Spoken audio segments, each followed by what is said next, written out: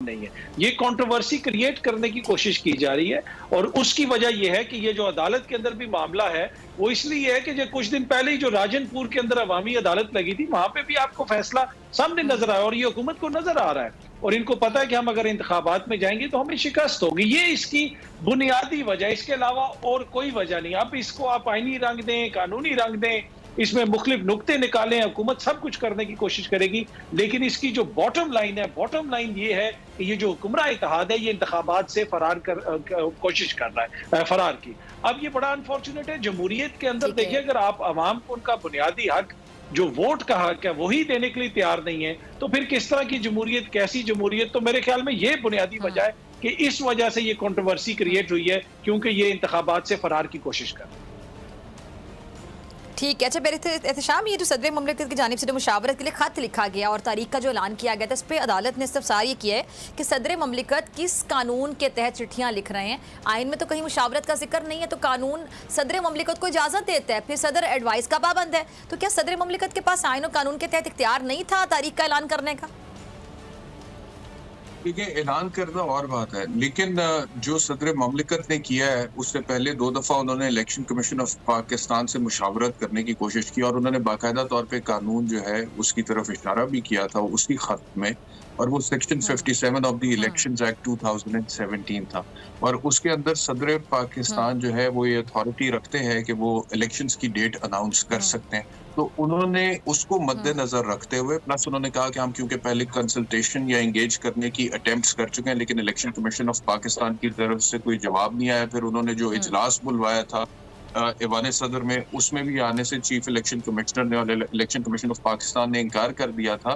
तो इवेंचुअली उन्होंने वो रोल एज्यूम किया था खुद पर और उन्होंने कहा था क्योंकि उनकी आईनी जिम्मेदारी है to defend, protect and preserve the constitution of Pakistan, तो लिहाजा क्योंकि गवर्नर्स ताउन नहीं कर रहे हैं, election commission of Pakistan elections की तारीख अनाउंस नहीं कर रहा है और आइन की खिलाफ वर्जी होते हुए नजर आ रही है, लिहाजा मैं इस तारीख का ऐलान कर रहा हूँ। तो मुशावरत करना, कंसल्ट करना, किसी भी आइनी बहरान में किरदार अदा करना या इंगेज करना, मेरा नहीं ख्याल कि उसमें कोई गैर कानूनी अमल है या गैर आईनी चीज है, लेकिन स्पेसिफिकली डेट अनाउंस कर देना एक और बात है। अतर काज़मी, ये आज समाअत के दौरान एक मौका ऐसा भी आया था जब अदालत की जानिब से कहा गया कि जी तमाम जो सियासी जमातें हैं ये आपस में मुशावरत करके तारीख बता दें, तो आपको नहीं लगता कि तमाम सियासी जमातों के पास एक बहुत अच्छा मौका है, बहुत अच्छा मौका था कि जिस मामले को हल कर लेते? क्योंकि हमेशा कहा जाता है कि जी हर मामला अदालत में जाकर हल होता है।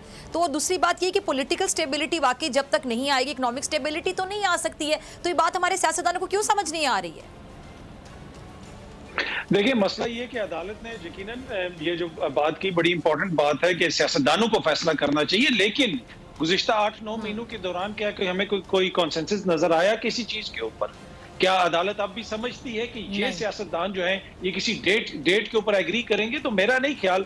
यहाँ पे अदालत को एक वाज़े फैसला देना पड़ेगा कि ये शख्सियत है, इसने ऐलान करना है और इतने दिनों के अंदर ऐलान करें, 24 घंटे या 48 घंटे के अंदर, अदरवाइज ये इसी तरह जो है इबाहम क्रिएट होगा मजीद और ये हुकूमत की कोशिश होगी कि हम इंतखाबात की तरफ ना जाएं। मेरे ख्याल में बड़ा अनफॉर्चुनेट है कि ये कैसे हम जमहूरी दौर से गुजर रहे हैं कि जहां पे आजादी राय के ऊपर अब लोगों को गिरफ्तार किया जा रहा है, उनके ऊपर केसेस हो रहे हैं। आइन और कानून की हालत ये है कि मौजूद अदलिया के फैसलों के ऊपर अमल दरामद नहीं हो रहा और एक बुनियादी जो चीज है, बुनियादी एक चीज है जमहूरियत के अंदर कि वोट का हक वो लोगों को नहीं दिया जा रहा। तो ये बदकिस्मती है पाकिस्तान की कि इन हालात से हम गुजर रहे हैं।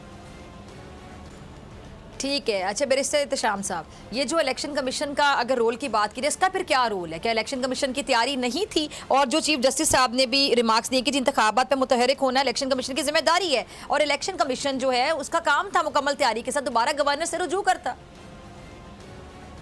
बिल्कुल सही बात है। इलेक्शन कमीशन ऑफ पाकिस्तान का इसके अलावा तो और कोई काम है ही नहीं कि उन्होंने वक्त पर शेड्यूल के मुताबिक मुकर्ररा तारीख पर फ्री, फेयर, ट्रांसपेरेंट इलेक्शंस को इंश्योर करना है।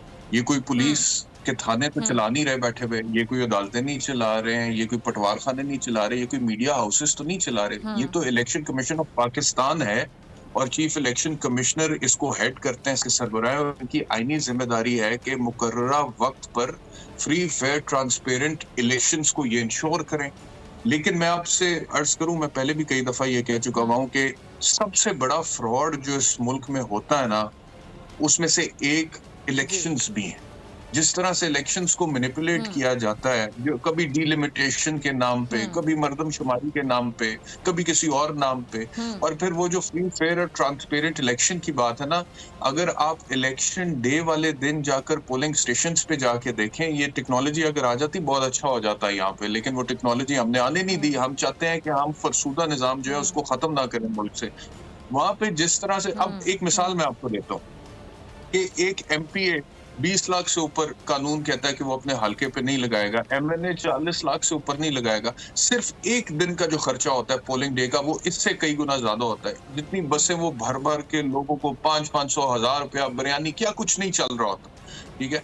तो जिस तरह से इलेक्शन कवानीन की खिलाफ वर्जी हो रही होती है, धजिया बिखेरी है, और इलेक्शन कमीशन उसमें बिल्कुल खामोश होता है। फिर डीलिमिटेशन के नाम पे मैंने कई दफा देखा है कि मंजूरे नजर हल्के बनाए जाते हैं, लोगों को oblige किया जाता है। ऐसे ऐसे लोग पार्लियामेंट में बैठे हुए हैं जो 4 दफा 5 दफा consecutively member of the parliament है, क्योंकि एक दफा जब वो इलेक्शन एक हल्के से जीतते हैं, उसके किसी खास हिस्से में अगर वो गैर मकबूल होते हैं, तो नेक्स्ट टाइम डीलिमिटेशन के नाम पे वो हल्का थोड़ा तब्दील कराते हैं, फिर उन लोगों को जाके नया चूरन वहां पे बेचते हैं।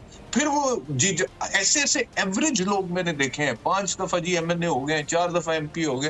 तो ये डीलिमिटेशन के नाम पे भी बहुत ज्यादा फ्रॉड होता है। तो इलेक्शन कमीशन ऑफ पाकिस्तान जो वहां पे बैठा हुआ है, ये जो तनख्वाहें ले रहे हैं, ये जो रिसोर्सेज है, ये जो बजट एलोकेशन है इलेक्शन कमीशन ऑफ पाकिस्तान की, ये सिर्फ इसलिए है कि ये वक्त पर साफ शफाफ इंतखाबात करवाएं। और अगर नहीं करवा सकते हैं, अगर हीले बहाने लगाने हैं, तो भाई आप घर चले जाएं।